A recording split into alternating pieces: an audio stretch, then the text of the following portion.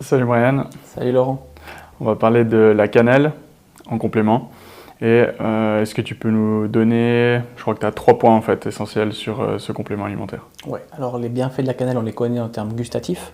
C'est beaucoup utilisé en période de Noël. Après, c'est une plante qui va être utilisée à des voies médicinales.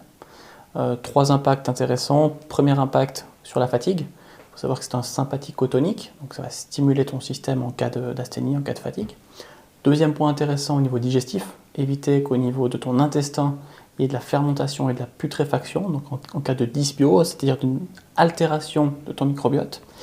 Et un troisième point intéressant, c'est dans les cas de syndrome métabolique ou diabète, à savoir avec un impact positif sur ce qu'on appelle la glycation ou l'hémoglobine glyquée. La glycation, c'est quoi? C'est simplement du sucre qui vient se lier à ton hémoglobine, à tes globules rouges, avec un impact qu'on appelle pro-oxydant. Tu t'oxydes de l'intérieur, si tu veux, tu vieillis plus rapidement. Ok, et sur la partie digestion, tu peux me donner plus de détails techniquement, comment ça se passe? Ouais, alors si tu veux, la cannelle, c'est un super antibactérien. Alors, simplement par le fait de contact avec certaines bactéries, qu'on va appeler gram négatifs, je ne vais pas aller dans les détails, si tu veux, c'est la majorité des bactéries plutôt pathogènes qui sont classifiées là-dessous. On aura un effet de contact qui va être bactériostatique, qui va permettre donc d'inhiber leur prolifération, mais aussi de les tuer, permettre justement on va dire, de rééquilibrer ta flore intestinale. Et puis au niveau des gaz produits, parce qu'il faut savoir que les ballonnements qu'on ressent, c'est souvent qu'il y a, si tu veux, des bactéries qui fermentent certains types de sucres principalement, ou alors qui rentrent en putréfaction avec certains acides aminés, ou plutôt que certains acides aminés et protéines entrent en putréfaction de par le fait d'être métabolisés par ces bactéries.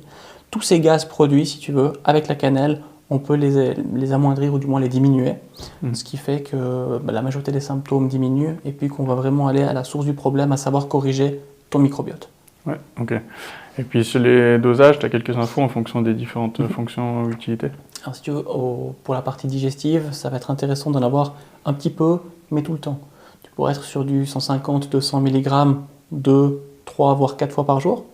Encore une fois, pas trop longtemps, parce que ça va stimuler également ton système adrénergique et tes glandes surrénales. Et un deuxième point, c'est pour toute la partie, on va dire, métabolique, sur l'impact sur le diabète, sur l'hémoglobine glyquée. Là, on sera sur du 500 mg 2 fois par jour, qui a été reporté lors d'études en triple aveugle. Ok, bon bah merci.